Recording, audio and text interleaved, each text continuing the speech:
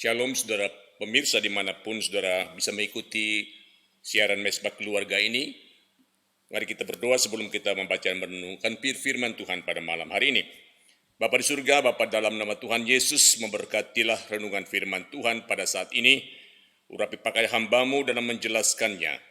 Urapi pakai para pendengar dan para pemirsa dimanapun mereka berada, agar firman Tuhan ini membangun kerohanian kami, menumbuhkan iman kami, membuat kami lebih mengasihi dan mencintai Tuhan. Terpuji nama-Mu ya Tuhan, bersabdalah kepada kami ya Tuhan, kami siap mendengar. Demi nama Tuhan Yesus penebus dan juru selamat kami yang hidup, kami siap mendengarkan firman Allah. Amin. Saudara-saudara, renungan firman Tuhan diambil dari Injil Yohanes pasal yang ke-9, ayat 1 sampai dengan ayat ke-23. Tetapi untuk menyingkat waktu, saya tidak membaca semua ayat-ayat ini, saya hanya membaca beberapa bagian saja. Yohanes pasal 9 ayat yang pertama, demikian bunyi firman Tuhan. Waktu Yesus sedang lewat, ia melihat seorang yang buta sejak lahirnya. Murid-muridnya bertanya kepadanya, "Rabi, siapakah yang berbuat dosa? Orang ini sendiri ataukah orang tuanya, sehingga ia dilahirkan buta?" Jawab Yesus, "Bukan dia dan bukan juga orang tuanya, tetapi karena pekerjaan-pekerjaan Allah harus dinyatakan di dalam dia. Kita harus mengerjakan pekerjaan dia yang mengutus aku selama masih siang. Akan datang malam di mana tidak ada seorang pun yang dapat bekerja. Selama aku di dalam dunia, akulah terang dunia." Ayat ke-8. Tetapi tetangga-tetangganya dan mereka yang dahulu mengenalnya sebagai pengemis berkata, "Bukankah ia ini yang selalu mengemis?" Ada yang berkata, "Benar, dialah ini." Ada pula yang berkata, "Bukan, tetapi ia serupa dengan dia." Orang itu sendiri berkata, "Benar, akulah itu." Kata mereka kepadanya, "Bagaimana matamu menjadi melek?" Jawabnya, "Orang yang disebut Yesus itu mengaduk tanah, mengoleskan pada mataku dan berkata kepadaku, 'Pergilah ke Siloam dan basuhlah dirimu.' Lalu aku pergi dan setelah aku membasuh diriku, aku dapat melihat." Lalu mereka berkata kepadanya, "Di manakah dia?" Jawabnya, "Aku tidak tahu." Lalu mereka membawa orang yang tadinya buta itu kepada orang-orang Farisi. Adapun hari waktu Yesus mengaduk tanah dan membelekkan mata orang itu adalah hari Sabat. Karena itu orang-orang Farisi pun bertanya kepadanya, bagaimana matanya menjadi melek?" Jawabnya, "Ia mengoles adukan tanah pada mataku, lalu aku membasuh diriku, dan sekarang aku dapat melihat." Maka kata sebagian orang-orang Farisi itu, "Orang ini tidak datang dari Allah, sebab ia tidak memelihara hari Sabat." Sebagian pula berkata, "Bagaimanakah seorang berdosa dapat membuat mujizat yang demikian?" Maka timbullah pertentangan di antara mereka. Lalu kata mereka pula kepada orang buta itu, "Dan engkau, apakah katamu tentang dia? Karena ia telah memelekkan matamu." Jawabnya, "Ia adalah seorang nabi." Tetapi orang-orang Yahudi itu tidak percaya bahwa tadinya ia buta dan baru dapat melihat lagi. Sampai mereka memanggil orang tuanya dan bertanya kepada mereka, "Inikah anakmu yang kamu katakan bahwa ia lahir buta? Kalau begitu, bagaimanakah ia sekarang dapat melihat?" Jawab orang tua itu, "Yang kami ketahui ialah bahwa dia ini anak kami dan bahwa ia lahir buta. Tetapi bagaimana ia sekarang dapat melihat, kami tidak tahu. Dan siapa yang memelekkan matanya, kami tidak tahu juga. Tanyakanlah kepadanya sendiri, ia sudah dewasa. Ia dapat berkata-kata untuk dirinya sendiri." Orang tuanya berkata demikian karena mereka takut kepada orang-orang Yahudi. Sebab orang-orang Yahudi itu telah sepakat bahwa setiap orang yang mengaku dia sebagai Mesias akan dikucilkan. Lalu itulah sebabnya, maka orang tuanya berkata, "Ia telah dewasa, tanyakanlah kepadanya sendiri." Sampai sekian jauh pembacaan firman Tuhan. Yang berbahagialah orang-orang yang membaca firman Tuhan dan merenungkannya serta menerapkannya dalam kehidupan sehari-hari. Saudaraku sekalian dikasihi Tuhan Yesus Kristus, tema renungan kita pada saat ini adalah respons terhadap mujizat Tuhan. Respons terhadap mujizat Tuhan. Saudara-saudara, seandainya saudara dan saya hadir pada saat Yesus memelekkan mata orang buta yang sejak lahir ini, saudara-saudara. Kira-kira bagaimanakah respons kita? Kagum, terpesona, atau memuji kebesaran Allah dan semakin percaya Yesus Kristus adalah Maha Allah yang Maha Kuasa? Atau sebaliknya kita semakin keras, hati kita semakin keras sehingga kita tetap tidak percaya kepada Yesus Kristus? Sehingga dengan berbagai argumentasi dan berusaha dengan berbagai cara mendiskreditkan perbuatan ajaib yang dilakukan oleh Tuhan Yesus. Saudara-saudara, dari dulu sampai sekarang ya, ada bermacam-macam reaksi manusia terhadap perbuatan Allah. Ada yang percaya, ada yang tidak percaya, ada yang masa bodoh. Meskipun sudah terang-terangan mereka melihat itu Tuhan berbuat ajaib. Apa itu mujizat? Mujizat adalah perbuatan Allah yang ajaib yang melampaui hukum alam. Itu adalah definisi dari mujizat. Nah, saudaraku sekalian yang dikasihi Tuhan, khususnya pada saat ini, saudaraku dalam bacaan tadi kita akan melihat ada 4 macam respons manusia terhadap mujizat yang Tuhan Yesus lakukan. Dan melalui 4 macam respons ini, kita bisa mengintrospeksi diri kita. Kira-kira saya ini masuk kategori atau masuk kelompok yang mana? Tetapi sebelum kita melihat 4 reaksi tersebut, saudaraku sekalian, kita akan melihat terlebih dahulu bagaimana Tuhan Yesus meluruskan konsep orang-orang, ya, khususnya konsep orang Yahudi tentang sakit penyakit khususnya, tentang musibah. Orang Yahudi itu memiliki satu konsep bahwa sakit penyakit itu atau malapetaka itu disebabkan oleh dosa. Saudara perhatikan, itu sebabnya murid-muridnya bertanya, "Rabi, siapakah yang berbuat dosa? Orang ini sendiri ataukah orang tuanya? Sehingga ia dilahirkan buta?" Saudara, jawab Yesus, "Bukan dia dan bukan juga orang tuanya. Tetapi karena pekerjaan-pekerjaan Allah harus dinyatakan di dalam dia." Jadi bukan karena orang tuanya berdosa atau dia sendiri berdosa. Dalam kasus ini, Yesus mengatakan, ada maksud Tuhan di balik malapetaka, di balik sakit penyakit yang dialami oleh si buta itu. Nah, dari jawaban Tuhan Yesus ini dapat kita mengetahui, saudaraku sekalian, bahwa sakit penyakit, bahkan tragedi dalam kehidupan manusia, saudaraku sekalian, tidaklah selalu, perhatikan, tidaklah selalu disebabkan oleh karena dosa. Memang Alkitab memiliki beberapa catatan Tuhan menghukum pribadi atau suatu bangsa atau suatu kelompok karena dosa mereka, baik dalam perjanjian lama maupun dalam perjanjian baru. Namun dalam perspektif yang lebih luas, saudaraku sekalian, tidak selalu penyakit atau musibah itu atau bencana itu disebabkan karena dosa. Ya, kita melihat apa yang dikatakan Tuhan Yesus tadi. Tidak selalu karena terjadi karena dosa, ya, atau karena perbuatan orang tua, melainkan karena Tuhan memiliki rencana-rencana yang indah di balik keadaan buruk yang kita alami. Sebagai contoh, penderitaan Ayub misalnya. Penderitaan Ayub itu jelas bukan karena Ayub itu berbuat dosa, saudara-saudara. Bukan. Ya, tetapi karena lebih kepada cara Allah untuk menguji dan memurnikan iman Ayub. Penderitaan Yusuf misalnya, dia dibenci dan dijual dari saudara-saudaranya. Bukan karena Yusuf melakukan suatu dosa, tetapi Tuhan yang merancang untuk memelihara kehidupan suatu bangsa yang besar, yaitu bangsa Israel. Ya, ini lebih pada providensi Allah.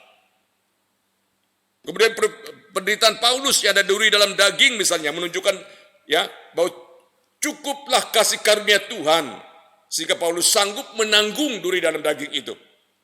Lalu si buta yang sejak lahir yang kita baca tadi, bukan karena ia berdosa, bukan juga karena orang tuanya berdosa, saudaraku sekalian, melainkan untuk menyatakan pekerjaan-pekerjaan Allah yang sanggup menjelekkan mata orang buta. Inilah yang disebut dengan berkah di balik musibah.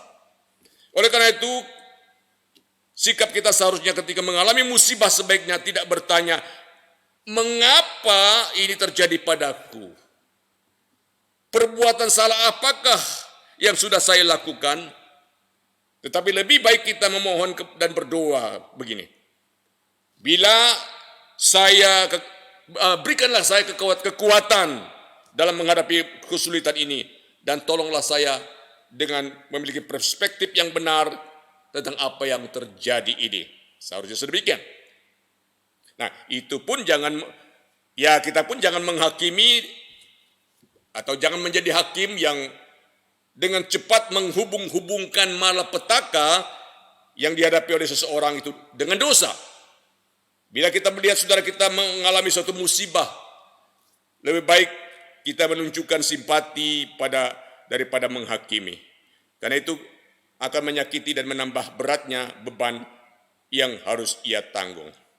Saudara-saudara yang dikasihi Tuhan Yesus Kristus, 4 reaksi atau respon orang terhadap mujizat yang Tuhan Yesus lakukan. Yang pertama, ada respon dari tetangga-tetangga yang terkejut, kaget, tapi juga ragu-ragu dan skeptis. Ayat 8-10 dikatakan, tetapi tetangga-tetangganya dan mereka yang dahulu mengenalnya sebagai pengemis berkata, bukankah ia ini yang selalu mengemis? Ada yang berkata, benar dialah ini. Ada pula yang berkata, bukan, tetapi ia serupa dengan dia. Orang itu sendiri berkata, benar akulah itu. Kata mereka kepadanya, bagaimanakah matamu menjadi melek? Saudara-saudara, tetangga mengenal bahwa benar orang tersebut memang buta sejak lahir. Dan sekarang telah disembuhkan oleh orang yang bernama Yesus. Tetapi mereka penuh dengan keraguan-raguan. Saudara-saudara, orang kalau dasar kurang percaya, walaupun sehebat apapun mujizat kuasa Tuhan yang mereka lihat, tetap saja ragu-ragu dan tidak percaya. Jangan sampai kita seperti demikian, Bapak Ibu sekalian. Seperti bangsa Israel, kurang apa mujizat yang Tuhan lakukan kepada mereka? 10 mujizat dijatuhkan di tanah Mesir kepada Firaun dan penduduknya, agar mereka melepaskan bangsa Israel. Israel melihat itu. Lalu Tuhan juga membelah laut Kolsom, di mana orang Israel bisa berjalan di tanah kering menyeberang, dan orang Mesir tenggelam di dalamnya. Sepanjang padang gurun Tuhan memelihara mereka dengan roti yang turun dari surga dan air keluar dari gunung. Daging-daging disampaikan dengan burung-burung puyuh yang melimpah. Artinya pemeliharaan mujizat Tuhan dari waktu-waktu mereka melihat sendiri, tapi tetap tegar tengkuk dan tidak percaya. Saudara, jangan sampai kita seperti itu. Mereka walaupun melihat tetapi tidak percaya, bahkan skeptis. Yang kedua, reaksi dari orang-orang Farisi yang nampaknya juga tidak percaya, malah prejudis, penuh dengan prasangka buruk. Ayat 13, 14 dikatakan, lalu mereka membawa orang yang tadinya buta itu kepada orang Farisi. Adapun waktu itu waktu Yesus mengaduk tanah dan memelekkan mata orang itu adalah hari Sabat. Ayat 15 dan 16. Ketika itu orang-orang Farisi pun bertanya kepadanya, bagaimana matamu menjadi melek? Jawabnya, ia mengoleskan adukan tanah pada mataku, lalu aku membasuh diriku dan sekarang aku dapat melihat. Maka kata sebagian orang-orang Farisi itu, orang ini tidak datang dari Allah, sebab ia tidak memelihara hari Sabat. Sebagian pula berkata, bagaimanakah seorang dapat membuat mujizat yang demikian? Maka timbullah pertentangan di antara mereka. Saudara-saudara yang Tuhan Yesus kasihi, orang Farisi tidak percaya kepada Tuhan Yesus yang menyembuhkan pada hari Sabat. Tidak percaya karena Tuhan Yesus itu menyembuhkan pada hari Sabat. Suatu pemahaman yang sangat picik, saudara-saudara. Kalau kita melihat dalam Perjanjian Lama, imam-imam pernah melanggar hukum Sabat di mana di bait Allah, namun tidak bersalah. Dalam Matius pasal 12 ayat 15. Dan Tuhan Yesus sendiri mengatakan bahwa anak manusia datang, saya ini datang. Karena anak manusia itu adalah Tuhan atas hari Sabat. Saudara, kalau menolong hewan yang terperosok pada hari Sabat, boleh. Kenapa menolong manusia tidak boleh? Kenapa menyembuhkan manusia tidak boleh? Dan Yesus mengatakan hari Sabat diadakan untuk manusia dan bukan manusia untuk hari Sabat. Markus 2 ayat 27. Oleh karena itu, sikap orang-orang Farisi ini yang picik, yang sempit, yang prejudis adalah respons yang kurang memadai atau tidak seharusnya. Yang ketiga adalah respons dari orang tua si buta. Orang tua itu percaya, tetapi sambil dengan sikap diam-diam, karena apa? Takut dikucilkan, takut ambil risiko karena iman. Ayat 18 sampai 20 dikatakan, tetapi orang-orang Yahudi itu tidak percaya bahwa tadinya ia buta dan baru dapat melihat lagi. Sampai mereka memanggil orang tuanya dan bertanya kepada mereka, inikah anakmu? Dan kamu katakan bahwa ia lahir buta? Kalau begitu bagaimanakah ia sekarang dapat melihat? Jawab orang tua itu, yang kami tahu ialah bahwa ia ini anak kami dan bahwa ia lahir buta. Tetapi bagaimana ia sekarang dapat melihat dan kami tidak tahu. Dan siapa yang memelekkan matanya kami juga tidak tahu. Tanyakan kepadanya sendiri, ia sudah dewasa. Ia dapat melihat berkata-kata dari dirinya sendiri. Orang tuanya berkata demikian karena mereka takut kepada orang-orang Yahudi. Sebab orang-orang Yahudi itu telah sepakat bahwa setiap orang yang mengaku dia sebagai Mesias akan dikucilkan. Saudaraku sekalian yang dikasihi Tuhan Yesus Kristus, banyak orang tahu tentang kebenaran, tetapi memilih diam karena takut resiko dikucilkan atau takut menanggung resiko akibat iman kepada Kristus. Inilah tipe orang Kristen yang tidak mau bayar harga ketika ikut Tuhan Yesus. Mau cari aman. Seharusnya apa salahnya mereka mengatakan, betul ini anak kami. Yang menyembuhkan adalah Yesus Kristus dan tidak mungkin dia adalah orang yang bukan dari Tuhan, bukan Mesias kalau dia bisa menyembuhkan seperti ini. Seharusnya mereka menguatkan kesaksian daripada anak itu. Tapi itulah tipe orang Kristen yang tidak mau ambil resiko dalam ikut Tuhan. Yang keempat adalah reaksi dari si buta itu sendiri.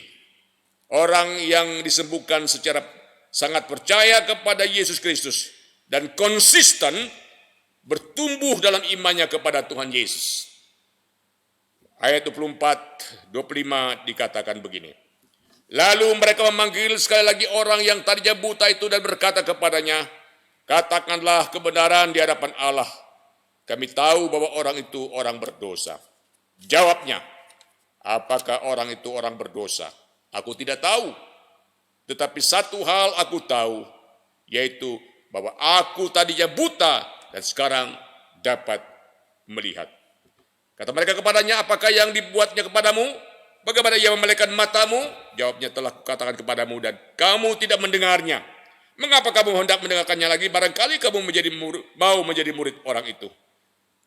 Si buta ini sudah melek matanya dengan konsisten dengan imannya. Ia menyampaikan kondisi apa adanya tanpa takut kepada orang-orang Yahudi yang tidak suka dengan berita tersebut. Saudaraku sekalian yang dikasihi Tuhan Yesus Kristus, ketika kita sudah mengalami anugerah Tuhan, mengalami berkat Tuhan dalam kehidupan kita, maukah kita mensyukuri dan konsisten mengakui itu adalah dari Tuhan dan tidak harus takut menanggung resiko atau mengambil resiko dalam bersaksi bagi Tuhan. Saudara, Tuhan telah memberikan banyak berkat dalam hidup kita masing-masing. Sekarang bagaimanakah reaksi kita? Bagaimanakah respons kita terhadap berkat yang Tuhan berikan itu? Biasa-biasa saja? Menggerutu terhadap Tuhan dan mempersalahkan Tuhan? Atau mengucap syukur dan lebih setia percaya kepada Tuhan Yesus yang memelihara, yang memberkati kehidupan kita? Walaupun Tuhan sudah sedemikian rupa memberkati kita, adakah kita tetap meragukan Dia dalam hidup kita? Atau seperti orang tua si buta, hanya mencari aman, Tidak mau ambil risiko akibat terlalu serius ikut Tuhan. Jangan terlalu serius lah. Ya, nanti kita dikucilkan, nanti kita dihina orang, nanti kita dianiaya orang barangkali. Inilah sikap daripada orang tua si buta itu. Saudara, atau seperti iman si buta yang konsisten dan terus bertumbuh atau mengalami progres dalam ikut Tuhan. Perhatikan ayat yang ke-35, Yesus mendengar bahwa ia telah diusir keluar oleh mereka. Kemudian ia bertemu dengan dia dan berkata, "Percayakah engkau kepada Anak Manusia?" Jawabnya, "Siapakah engkau?" "Tuhan, supaya aku percaya kepadanya." Kata Yesus kepadanya, "Engkau bukan saja melihat dia, tetapi dia yang telah berkata-kata dengan engkau, dialah itu." Katanya, "Aku percaya Tuhan." Lalu sujud menyembah. Saudara, orang ini, dia menyebut Yesus dalam ayat 11 itu, orang itu disebut Yesus. Lalu dalam ayat 17, dia adalah seorang nabi. Perhatikan tadi cuma nama Yesus. Lalu naik, dia tahu, oh ini barangkali nabi ini. Lalu ayat ke-8, "Aku percaya Tuhan." Iman yang benar bukan mengalami stagnasi, bukan mengalami kemandekan, tapi mengalami progres, makin dekat, makin lihat, makin lama. Tuh, Yesus bukan sekedar nabi. Yesus bukan sekedar manusia biasa, tapi adalah Tuhan di atas segala dipertuan, Raja di atas segala raja, Juru Selamat satu-satunya. Dan mujizat terbesar dalam kehidupan kita bukan mata yang buta dimelekkan, bukan sakit disembuhkan, bukan orang mati dibangkitkan, tapi orang berdosa diselamatkan, diberikan jaminan kehidupan yang kekal. Itulah mujizat terbesar, di mana kita tidak binasa, melainkan beroleh hidup yang kekal. Biarlah setiap kita konsisten ikut Yesus sebagai Tuhan dan Juru Selamat pribadi, rela menanggung resiko demi Tuhan, setia kepada Tuhan sampai akhir hidup kita. Tuhan Yesus Kristus memberkati kita sekalian. Amin. Mari kita tundukkan kepala dan kita berdoa. Bapa di surga, Bapa dalam nama Tuhan Yesus, kalau hari ini kami boleh merenungkan firman Tuhan, ini karena anugerah-Mu. Tolonglah kami ya Tuhan, tidak seperti tetangga-tetangga si buta, yang walaupun mereka kagum sementara, tapi mereka juga acuh tak acuh. Orang-orang Farisi malah berprasangka buruk dan tidak melihat itu adalah yang dari Tuhan. Orang tua si buta malah mau cuci tangan, dia tidak mau mengambil resiko sebagai iman kepada Tuhan, mau cari aman. Tapi si buta, dia konsisten. Ya, pengenalannya akan Tuhan pun makin hari makin bertumbuh, sehingga dia bisa mengenal betul-betul Yesus adalah Tuhan dan Juru Selamat. Ya Tuhan, terlalu banyak kebaikan-Mu dalam kehidupan kami.